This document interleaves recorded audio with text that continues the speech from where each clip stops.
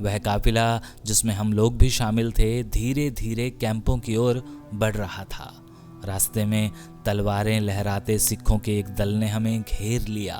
वे हम पर हमला बोलने ही वाले थे कि उनमें से एक ने मेरे वालिद हकीम साहब को पहचान लिया और वो जोर से चीखा, अरे ये तो संत लोग हैं, इन्हें कुछ नहीं कहना।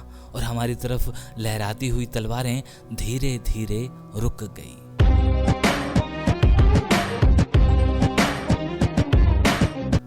मिल्खा सिंह, कहाँ हो तुम? मैं 1947 में मेयो स्कूल ऑफ आर्ट्स का छात्र था। जब मैं अगस्त के पहले सप्ताह में लाहौर से लुधियाना के लिए चला तब लाहौर वाकई जल रहा था। लुधियाना में मुसलमान परिवारों को लगता था कि उनका वह शहर पाकिस्तान में ही रहेगा, मगर रेड क्लिफ अवार्ड के आते ही मुस्लिम परिवारों में आतंक फैल गया। मैं पूरी मुस्तैदी के साथ अपने परिवार व सगे संबंधियों को सुरक्षित लाहौर तक ले आया, मगर पूरे रास्ते मैंने वह सब अपनी आंखों से देखा जिसे अक्सर जहन्नुम के रूप में बयान किया जाता था।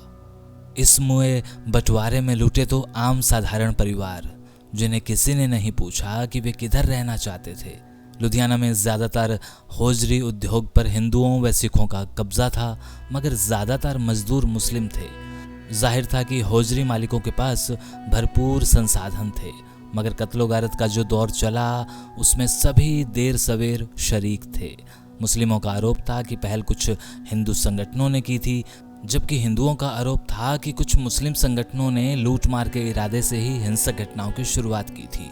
मगर हकीकत यह थी कि अफवाहों, लूट के लालच और मजहबी आबरू के सवाल ने ही कत्लो गारत मचाई थी। लुधियाना के ग्रामीण इलाकों में ज़्यादातर आबादी हिंदुओं व सिखों की थी। उस इलाके में जब रावलपिंडी में अनेक सिख परिवारों के कत्ल की खबरें पहुंची तो उसकी तीखी प्रतिक्रिया लाहौर के ग्रामीण क्षेत्रों में हुई। वहां किसने कितने मुस्लिम मारे, इसके दावे बड़े फक्र के साथ कुछ लोगों ने किए, बिल्कुल उसी अंदाज में जिस अंदाज में चंद सिरफिरे लोगों ने रावलपिंडी में सिखों के बारे में किए थे। वैसे जिला लुधियाना की मुस्लिम आबादी लगभग 37% थी। लगभग 45% परिवार सिखों के थे, मगर शहर में आबादी का अनुपात अलग था। छावनी व शहर को मिलाकर लगभग 63% आबादी मुस्लिम थी। इसी आधार पर प्राय यह मान लिया गया था कि यह क्षेत्र पाकिस्तान में रहेगा। वैसे भी मुस्लिम लीग का एक तेज तर्रार वर्ग शहर व छावनी क्षेत्र में काफी सक्रिय बताया जाता था। 1946 के अंत तक सांप्रदायिक सौहार्द पूरी तरह मौजूद था।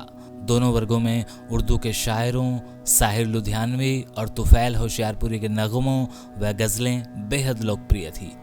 कोई भी मुस्लिम शायर के रूप में उनका जिक्र नहीं करता था। सबके लिए वे लुधियाना के थे और सभी को इस बात का फक्र भी था।